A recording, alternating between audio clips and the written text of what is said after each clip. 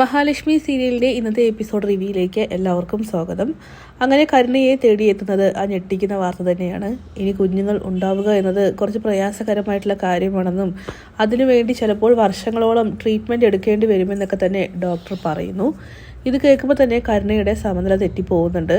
അവളാണെങ്കിൽ തിരിച്ചു വരുന്ന വഴി തന്നെ വീട്ടിലേക്ക് കൊണ്ടാക്കണമെന്നും അതുപോലെ തന്നെ ഉണ്ണിയെ വേണ്ടുവോളം അപമാനിക്കുകയൊക്കെ ചെയ്യണം. ഉണ്ണിക്കാണെങ്കിൽ ദേഷ്യം സഹിക്കാനാവാതെ അവൻ പറയുന്നുണ്ട്, എൻ്റെ കുഞ്ഞിനെ കൊന്നത് നീ നിൻ്റെ മുത്തശ്ശിയും നിൻ്റെ അച്ഛനൊക്കെ കൂടിയിട്ടാണ്, എന്നിട്ടിപ്പോൾ കിടന്ന് ഡയലോഗ് അടിക്കുന്നു എന്നൊക്കെ ചോദിക്കുന്നുണ്ട്.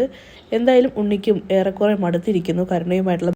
അങ്ങനെ കരുണയാണെങ്കിൽ വീട്ടിലേക്ക് എത്തിയതിന് ശേഷം പ്രതാപനോട് മുത്തശ്ശിയോടായിട്ട് പറയുന്നുണ്ട്, ഇനി എനിക്ക് അമ്മയാകാൻ കഴിയില്ല, എല്ലാം കൊണ്ടും ആ മഹാലക്ഷ്മിയുടെ മുന്നിൽ ഞാൻ തോറ്റു കഴിഞ്ഞു. അതുകൊണ്ട് ഇനി ഇയാൾക്കൊപ്പമുള്ള ജീവിതം ഇനി എനിക്കത് വേണ്ട, വെറുത്തുപോയി, മടുത്തു. ആ വീട്ടിലേക്ക് എനിക്കിനി കയറി പോകാൻ പോലും പറ്റില്ല, അത്രയ്ക്കും ശ്വാസമുട്ടലാണ് അവിടെ എന്നൊക്കെ പറഞ്ഞുകൊണ്ട് പ്രതാപനോട് മുത്തശ്ശിയോട് പറയുന്നുണ്ട്. എന്തായാലും ഈ സമയം ഉണ്ണി പറയുകയാണ്, നീ ഇവിടെ തന്നെ ഇങ്ങനെ ഇരുന്നോ, പിന്നെ നിങ്ങളെല്ലാവരും ചേർന്ന് എന്താണെന്ന് വെച്ചാൽ തീരുമാനിച്ചോ, ഇനിയിപ്പോൾ ബന്ധം വേണ്ടാന്ന് വെക്കണമെന്നാണെങ്കിൽ അങ്ങനെയും ആയിക്കോ എന്ന് പറഞ്ഞുകൊണ്ട് അവിടെ നിന്ന് പോകുന്നുണ്ട്. എന്തായാലും ഈ സമയം കരുണയാണെങ്കിൽ തൻ്റെ ജീവിതം എല്ലാം കൊണ്ട് നശിച്ചെന്ന് പറഞ്ഞുകൊണ്ട് റൂമിലേക്ക് കയറി പോവുകയാണ്.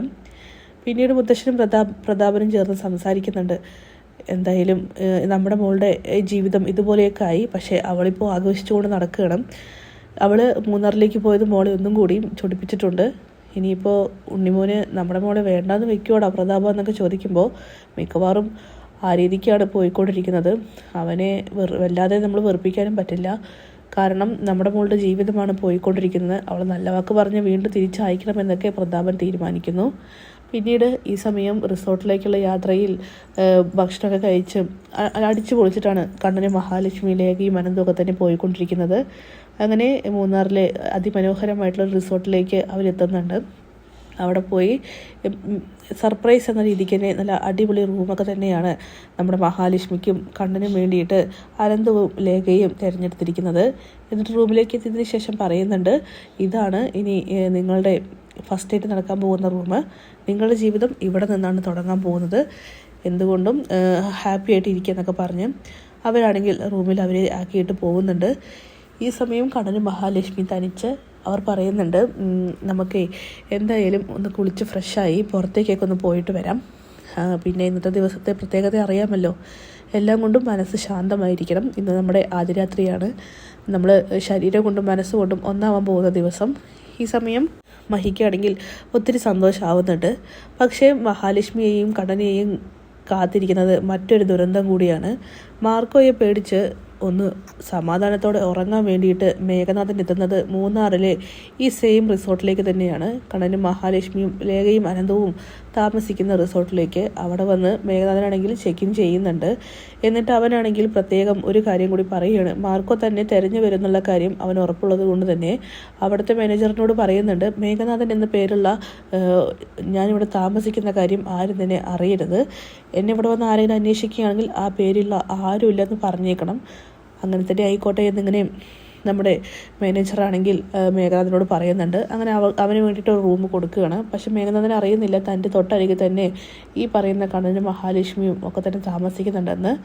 അങ്ങനെ റൂമിലേക്ക് കയറിയതിന് ശേഷം മേഘനാഥൻ അങ്ങനെ ചിന്തിക്കുന്നുണ്ട്, മാർക്കോ അവരെന്തായാലും ഇനി എന്നെ തിരഞ്ഞ് ഇങ്ങോട്ടൊന്നും വരാൻ പോകുന്നില്ല, കുറച്ച് ദിവസമെങ്കിലും സമാധാനത്തോടെ ഒന്ന് കിടന്നുറങ്ങണം, എത്ര ദിവസമായി പേടിച്ച് വീട്ടിലേക്ക് പോലും വന്ന് കയറി തല്ലിക്കൊല്ലാൻ മടി കാണിക്കാത്ത കൂട്ടത്തിലാണ് അവൻ എന്നൊക്കെ പറഞ്ഞ് ചിന്തിക്കുന്നുണ്ട്. എന്തായാലും ഈ സമയം ഉണ്ണി ആവട്ടെ വളരെ വിഷമത്തോടു കൂടിയിട്ട് തിരിച്ച് വീട്ടിലേക്ക് തന്നെ വരികയാണ്. എന്നിട്ട് ദുർഗ ചോദിക്കുന്നുണ്ട്, എന്തായി മോനെ, എന്താ പറഞ്ഞു ഡോക്ടർ എന്ന്.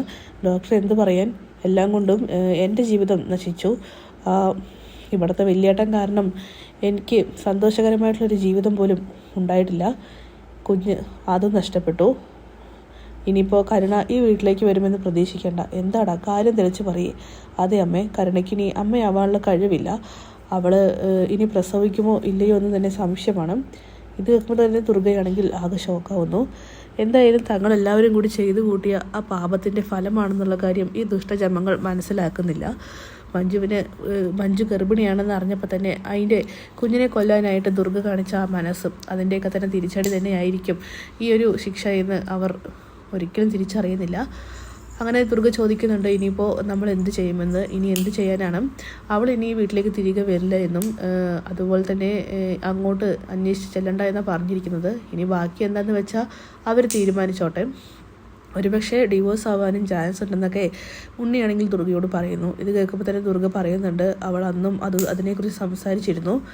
ഇനിയിപ്പോൾ എൻ്റെ 2 മക്കളുടെയും ജീവിതം ഇങ്ങനെയൊക്കെ ആയിപ്പോയെന്ന് പറഞ്ഞുകൊണ്ട് ദുർഗയും വിഷമിക്കുന്നു. ഇനി വരുന്നിടത്ത് വെച്ച് കാണാമെന്ന് പറഞ്ഞുകൊണ്ട് ഉണ്ണിയും തൻ്റെ റൂമിലേക്ക് കയറി പോവുകയാണ് ചെയ്യുന്നത്. അങ്ങനെ ദുർഗയാണെങ്കിൽ ആകെ വിഷമിച്ച് അങ്ങനെ നിൽക്കുന്നുണ്ട്. എന്തായാലും ഉണ്ണിയുടെ ജീവിതം ഏറെക്കുറെ കഷ്ടത്തിൽ തന്നെയാണ്. ഉറപ്പായിട്ടും ഉണ്ണിയും ഇനി നീർവയിലേക്ക് വരാനാണ് ചാൻസ്. കാത്തിരിക്കാൻ നമുക്ക് കിടിലൻ എപ്പിസോഡ്സിനായിട്ട്. Bye bye.